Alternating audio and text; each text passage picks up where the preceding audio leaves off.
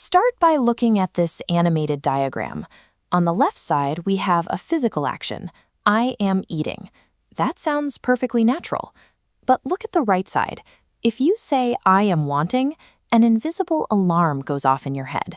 Native speakers instinctively know this is wrong, even as they can't explain why.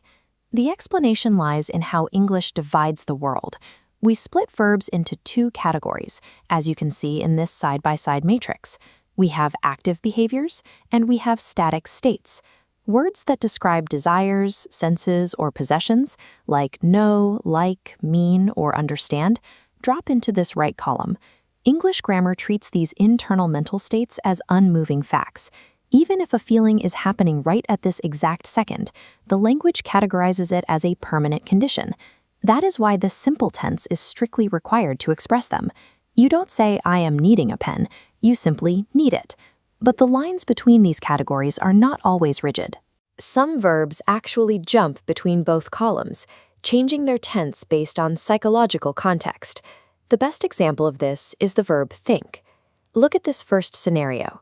When you use think to express an opinion or a belief, it operates as a static state. If you say, I think Mary is Canadian, you are holding an opinion.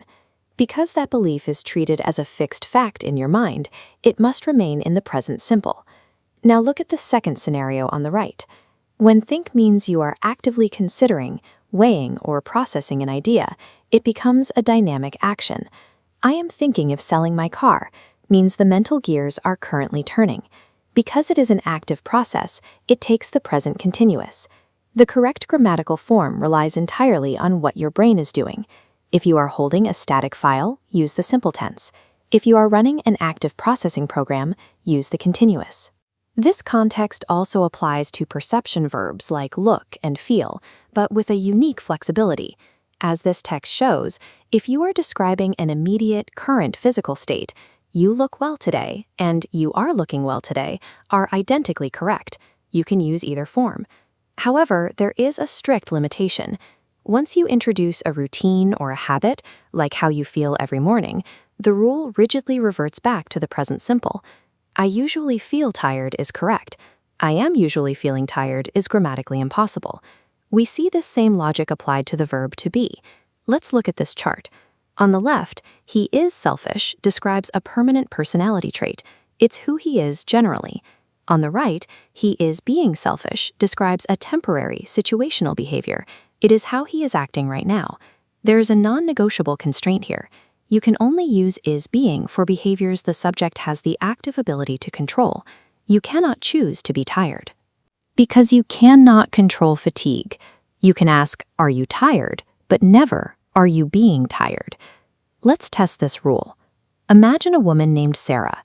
She is normally very polite, but right now, she is yelling at a waiter. How would you describe her temporary behavior? The correct phrase is Sarah is being rude. Yelling is a temporary action she can control, which allows us to use the continuous form. The English language naturally separates who we permanently are from how we temporarily choose to act. Let's lock in these rules with a quick 3-question exercise to apply the logic of state versus action. Look at this first scenario. Air consists or is consisting of oxygen. Because the chemical makeup of air is a permanent scientific reality, it demands the present simple. The answer is consists. Here is the second scenario. I taste or I am tasting the soup to see if it needs salt. This is an active physical process happening at the moment of speaking. It requires the continuous form. The answer is am tasting. Finally, the third scenario.